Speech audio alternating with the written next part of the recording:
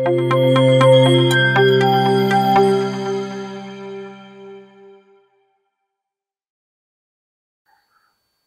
বিশ্ব আজ গভীরভাবে মর্মাহত। আমাদের পালক, আমাদের মহান পিতা পোপ ফ্রান্সিসকে আমরা এই জগৎ থেকে বিদায় দিয়ে আমরা বিশ্বাস করি তিনি এই জগৎ থেকে বিদায় নিয়েছেন শারীরিকভাবে, কিন্তু তিনি আমাদের সবার অন্তরে, সবার হৃদয়ে তিনি রয়েছেন। তার বড় একটি দিক হলো তিনি একজন মানবতার মানুষ ছিলেন, যিনি সমগ্র বিশ্বকে ধর্মীয় দৃষ্টিকোণ থেকে নয়, মানবতার দিক থেকে তিনি দেখতে চেষ্টা করেছেন। আমাদের পোপ মহোদয় মানুষের প্রতি তার যে গভীর ভালোবাসা, মর্যাদা, সেটা তিনি দেখিয়েছেন।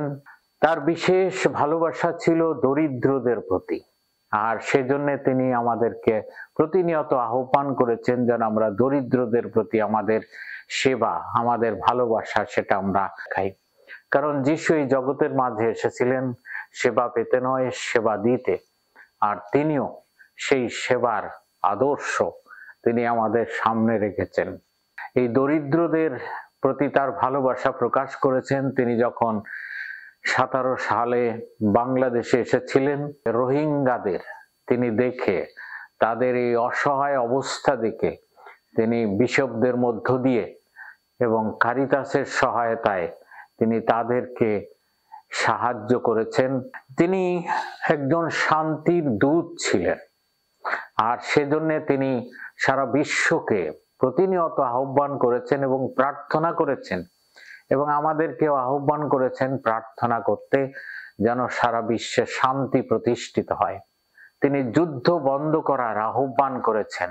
প্রকৃতি হচ্ছে, এই জগৎ হচ্ছে আমাদের মাতৃ সমতুল্য, এবং সেই মায়ের প্রতি আমাদের যে অত্যাচার, নির্যাতন সেটা আমরা করে যাচ্ছি, সেটা অনেক কষ্টকর। আর সেজন্য তিনি একটা সুন্দর পালকীয় পত্র আমাদের কাছে দিয়েছেন, লাউদাতো সি, যার মধ্য দিয়ে তিনি আমাদেরকে আহ্বান করেছেন যেন এই প্রকৃতির রক্ষায় আরো সতর্ক হই।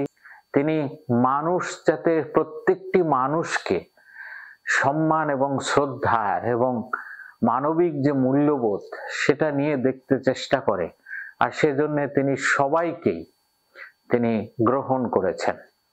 এমনকি যারা সমলিঙ্গের তাদেরকেও তিনি মর্যাদা দান করেছেন, এবং তাদেরকে গ্রহণ করার জন্য, তাদেরকে সমাজে তারা যাতে কোনোভাবেই অবহেলিত না হয় সেই আহ্বানও তিনি করেছেন। তার এই সুন্দর সুন্দর আরো অনেক দিক রয়েছে, বিভিন্ন পরিসরে আমরা দেখি আজকে মানুষ সেটাকে স্মরণ করছে।